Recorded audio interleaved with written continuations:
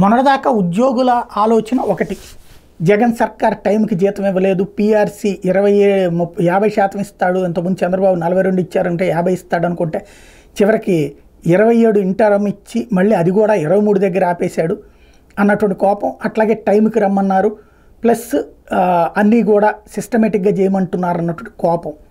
ఓవరాల్గా ఆ ప్రభుత్వాన్ని దించేదాకా నిద్రపోలేదు. ఇప్పుడు ప్రభుత్వం మారింది, కొత్త చిక్కులు వచ్చి పడుతున్నాయి. ఎట్లా అంటే ఒక ఉద్యోగుల మధ్య సహజంగా విభేదాలు ఉంటుంటాయి, పవర్ క్రైసిస్ ఉంటుంది, డబ్బు వచ్చే పదవుల్లో మనం ఉండాలా, అవతలోడు పోవాలి. ఇప్పుడు వాళ్ళు మీడియాని చక్కగా వాడుకుంటున్నారు. ప్రస్తుతం ఈనాడు, ఆంధ్రజ్యోతి ఒక కసి మీద ఒక రిపోర్టింగ్ చేస్తున్నాయి. ఏంటవి అంటే వైఎస్ఆర్ కాంగ్రెస్ పార్టీ మనుషులు వీళ్ళు, ఈ ఉద్యోగి వైఎస్ఆర్ కాంగ్రెస్ పార్టీ మనిషి, ఈ ఉద్యోగి వైఎస్ఆర్ కాంగ్రెస్ పార్టీ మనిషి.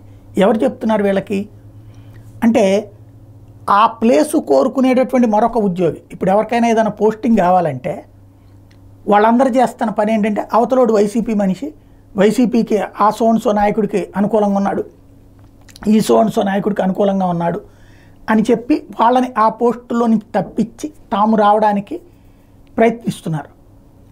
దానికి పత్రికలు బాగా ఉపయోగపడుతున్నాయి అన్నమాట.